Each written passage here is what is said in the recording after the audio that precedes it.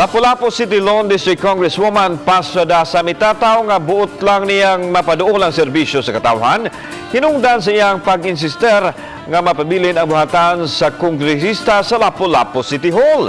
Iyang itataw nga andam siyang mubayad sa abangan. Si Luan meron din sa report. Sa labing unang higayon, may patawag og press con si Congresswoman Paz Radaza aron tubagon ang tanang mga pasangil. Sukad pa niadtong 2010, anaaman sa Lapu-Lapu City Hall ang buhatan sa kongresista sa Lone District sa Dakbayan sa Lapu-Lapu. Ug bisan lain na ang mayor, buot gihapon niyang mapabilin ang Lone District Office aron usab mapaduol ang serbisyo sa publiko.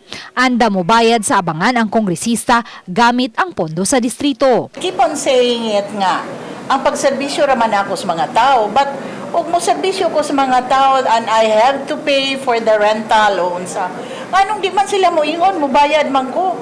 Ang press con gipahigayon sa satellite office sa kongresista sa Barangay Basak.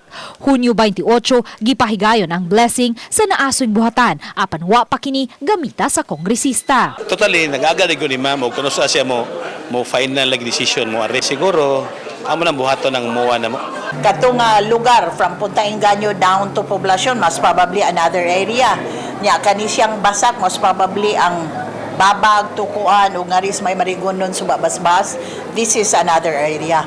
But central office namo is the one at City Hall. Gitataw sa kongresista nga usa lang kini sa mga satellite offices ubos sa iyahang distrito. Gawas na niya ng anaa karon sa City Hall, mangita pa sila og laing space aron usab kapahimutangan sa ikatulo nilang satellite office. Sa pagbisita sa Balitang Wisdak sa Lapu-Lapu City Hall karong adlaw, ang lamesa sa mga staff ni Radaza gipahimutang haduol sa entrance sa buhatan sa sangguniang panglungsod.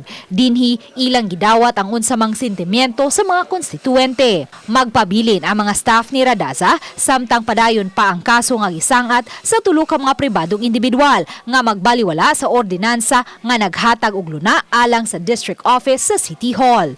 Kung tanaw ninyo, wala man ko dito. Ang servicing lang sa akong mga tao. O niya, og moingon tang I'm preparing for kuan. Wa man ko magpakita dito. Ang ako rin yung una-una is ang pagserbisyo. Si Lapu-Lapu City Mayor Jonard Ahong Chan sa iyang bahin, miingon nga unta tahuro na lang sa kongresista ang opinyon sa DILG ug dili na mo-insister pa nga moabang sa dapit. Wa ko magkinanglan og abang sa City Hall.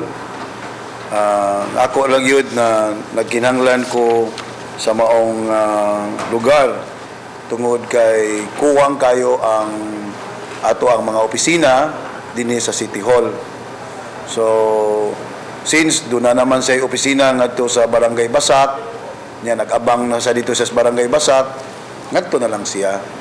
Uban ni Renante Quiñones, Luan Merondina, Balitang Bisdak.